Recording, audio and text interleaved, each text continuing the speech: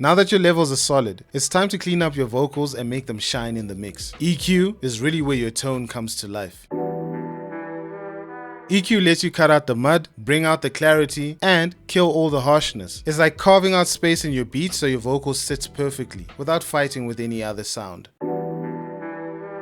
FabFilter Pro-Q3 is my go-to EQ because it's precise, clean, and super visual. It also lets you solo specific bands and also use a dynamic EQ. So it's not just about cutting or boosting, it's reactive too.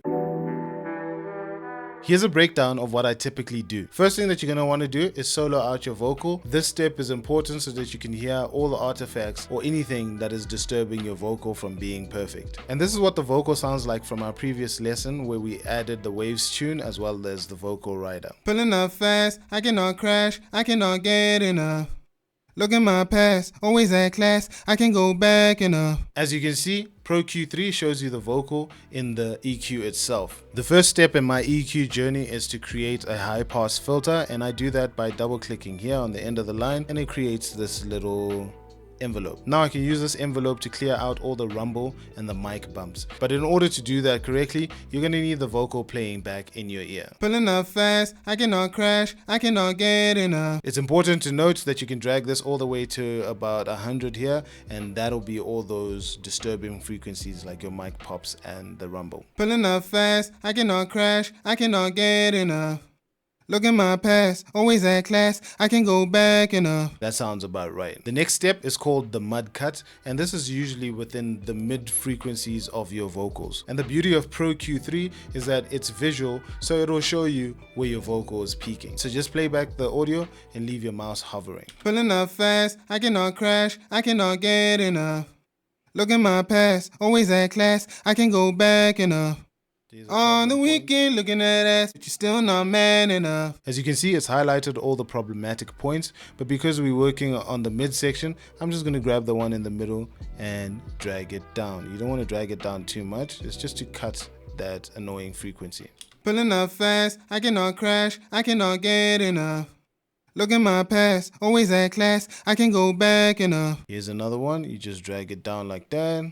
Pulling up fast, I cannot crash, I cannot. If it sounds like it's cut too much, you just go back to the same frequency and just bring it up a little. Pulling up fast, I cannot crash, I cannot get enough. Very clean. The next step is called a presence boost, and this is dependent on the vocal and the beat, how it sits together. So you're going to want to bring back the beat for this one. Okay, having brought back the beat, this is what it sounds like before we add the presence boost. Pulling up fast, I cannot crash, I cannot get enough. You can hear that the high frequencies aren't really coming through that much. So what we can do is grab this yellow button here and just raise it a bit there.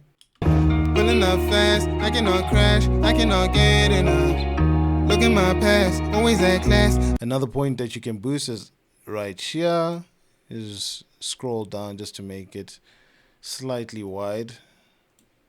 Pulling up fast, I cannot crash, I cannot get enough. Look at my past, always at class, I can go back enough. Sounding nice, right? Take out the beats, let's hear what it sounds like. Pulling up fast, I cannot crash, I cannot get enough.